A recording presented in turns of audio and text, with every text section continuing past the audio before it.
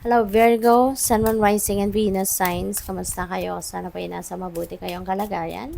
Welcome back po sa Star Tarot. At kung bago kayo rito, welcome din po kayo. Please subscribe, like, share my videos, and leave me a comment po kung naka-resonate kayo. Thank you.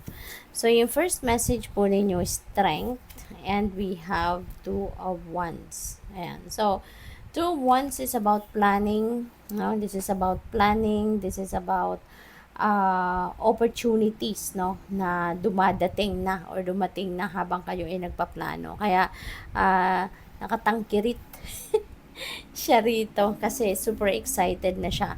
Marami siyang options, marami siyang pinag-iisipang, marami siyang kino-consider, no, na choices dito na baka puro kumbaga puro niya gustong gawin, puro niya gustong i-prioritize, no, na parang nasasalawahan, ganon. But there is an excitement, no, maganda, excited ka. Ang maganda rin dito, marami kang pagpipilian. The world is your oyster, kumbaga, no, maraming choices na nandiyan sa inyong harapan. Kaya kailangan din na pag-isipan mabuti. Okay? Do not jump into something dito ng basta-basta. Kailangan pag-isipan ninyong mabuti. Okay? Para na mapunta kayo sa kung ano yung best para sa iyo, sa kung ano yung nararapat at tama para sa iyo, no, Virgo? At kailangan mo lang rito din siguro ng tatag ng loob, tibay ng dibdib, 'di ba? Kasi baka yung mga choices na to medyo baka kailangan parang it might be an adventure para sa iyo, no? Pwedeng ganoon. Kaya kung kunyari nag-iisip kayo, kaya ko ba to, 'di ba? Magagampanan ko ba to or makakayanan ko bang gawin ito, 'di ba? Huwag mo nang pagdudahan ng sarili mo. Okay? Kasi you know naman your capabilities. At saka unang-una, hindi yan papasok or sasagi sa isip ninyo kung hindi yan ang para sa iyo. You know? Kaya yun na lang, doon na lang kayo tumingin, 'di ba? It's for you, no? It's for you. Kaya kung ano yung pinaka top priority ninyo at mararamdaman mo naman na yan ay meant for you, na yan ay para sa iyo. Kasi yan ay ano, parang hinihila ka niyan or parang ipupush ka niyan na sige na, itong kunin mo, itong gawin mo, kaya mo to, diba? Ganun ba?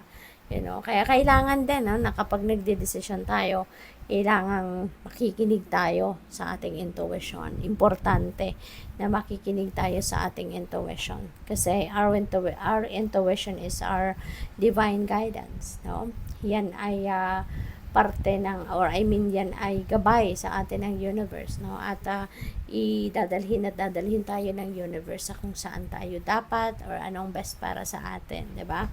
Kaya magpakatatag lang kayo. Okay? Tibayan ninyo ang inyong loob at kayang-kaya ninyo yan. If it's not meant for you, then hindi yan dadaan sa ano mo, sa hindi yan dadaan sa buhay mo na opportunity na yan. Parang ano lang, parang feed lang natin sa Facebook, 'di ba? Yung mga feed na yan bumubulaga sa pag nag-scroll tayo, pag nagbukas tayo ng Facebook, mga dumadaan sa feed natin, those are things na dapat nating mabasa, yan ang mga things na dapat nating malaman, 'di ba? Yung ganon. Otherwise, hindi yan ang bubulaga sa iyo, no? Pag nagbukas ka ng feed mo. So, we have Three of Wands. Ayan, napakaganda nito. Kasi ito, nag-iisip ka pa lang, nagpaplano ka pa lang, look at that, no? Tatalon ka talaga agad. Siguro hindi ka mahihirapan sa pagdedesisyon kasi sa Three of Wands is implementation stage. Kung anong plinano mo, kung anong pinag-isipan mo, gagawin mo agad. 'Di ba? So feeling ko dito, yung mga pinagpipilian mo dito talagang exciting. No? Kaya hindi ka na magpapatumpik-tumpik pa. Gagawan mo agad ito ng paraan. You are going to take action agad-agad, no? At maganda rito kasi siswertehin ka, you know. So Three of Wands is good fortune energy. Good luck and good fortune. Kaya may swerteng dadating sa'yo. Mababalot ka ng swerte rito. Kaya hindi ka na rito magpapatumpik-tumpik pa, no? When the opportunity knocks, you're going to jump into it right away. May travel kayo, no, Virgo? Maalis kayo, may travel kayo. Tignan mo, may mga maleta dito. 'Di ba? So, para naghihintay kayo rito ng sasakyan. No? Baka naghihintay ka ng sasakyan dito. Nandito ka sa tabi ng daan. At nandito yung mga maleta. So, you're definitely going to travel. No? For some of you lang, hindi naman kasi ito para sa lahat. No? But yeah, you're going to travel. You're going to go somewhere. At maaaring yan, related yan dito sa, ano ninyo, sa plano ninyo. We have 7 of Swords. Pero mag-iingat kayo huwag kayong masyadong magtitiwala sa mga taong nakakausap ninyo. Huwag kayong masyadong magtitiwala sa mga taong bago nyo lang kilala, yung ganon. Do not give them information, no, na mahalaga para sa'yo. Huwag kayong magtitiwala sa mga tao agad-agad. Okay? Learn how to set your boundaries, no, for your protection and for your safety then. Kasi maaaring meron ditong mga mambubudol sa paligid ninyo. Alright? So, mag-iingat kayo.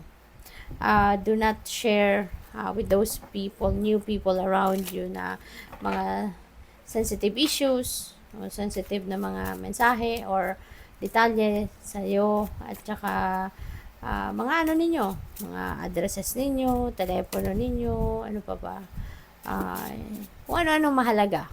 No, wag kayong mag-share ng mga mahalagang bagay, lalo na sa hindi niyo naman kilala masyado. We have calm. Ayan, kalmado lang. Maaaring itong kailangan din ninyong gawin sa ngayon, kalmahin ang sarili ninyo. Kasi baka kayo ay nai-stress na, no? Baka kayo ay napapagod na, so kailangan ninyo na magpahinga, kailangan ninyong kalmahin ang inyong sarili, kailangan ninyo siguro na mag-meditate, kailangan niyo siguro na mag-ano kayo, kailangan ninyo na tawag dito, magnilay-nilay, magmuni-muni, no? Para na mag-connect kayong muli sa sarili ninyo, sa soul ninyo, no? So, indulgence. Ayan. So, have fun. Okay? Have fun. Enjoy a moment, no, with your friends. Ayan. So, maaari na magkikita-kita kayo ng mga kaibigan mo, no? At ngayon, baka kayo ay magde-date, no? Sa isang spa. Baka kayo ay magpapamassage, no? Pwedeng ganon. So, what else? We have stubbornness. Baka merong nagsusutil-sutilan sa inyo. Baka merong kang sinasabi sa kanya, pero hindi kanya sinusunod, hindi nakikinig o nagsusutil. No? Or baka kayo itong sutil. Baka kayo yung nagbibingi-bingihan, no? Sa mga mahal ninyo sa buhay. Accident, mag-iingat kayo. Okay? Kasi ang accident na mga ganito, mga injury, mga ganon, kahit nasaan tayo, 'di ba? Yan ay pwedeng mangyari. Kaya dapat ang unang-una, lalo-lalo na sa bawat ginagawa natin kahit sa bahay tayo, lalo-lalo na kung lalabas ng bahay, laging nagdadasal, no?